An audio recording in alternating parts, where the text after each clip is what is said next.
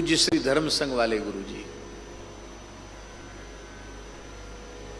जिनको हम इस युग का वशिष्ठ ही मानते हैं। गुरु जी वशिष्ठ तो माता जी अरुंधति। लगभग 12-13 वर्ष तक हमको लगातार उनके चरणों में बैठकर पढ़ने का अवसर मिला है।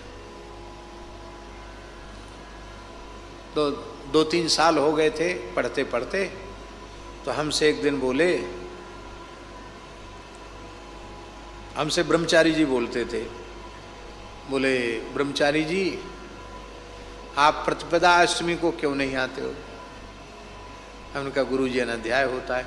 अरे बोले कोई विद्यार्थी नहीं आता, हमारा मन नहीं लगता है, तुम आ जाए करो, आप आ जाए करो।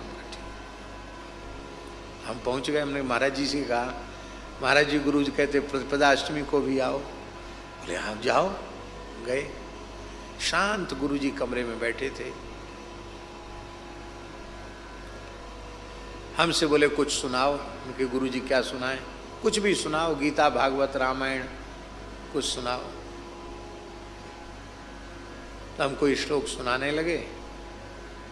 फिर कोई प्रसंग आया तो रैदास जी का कोई बात हमने सुनाई।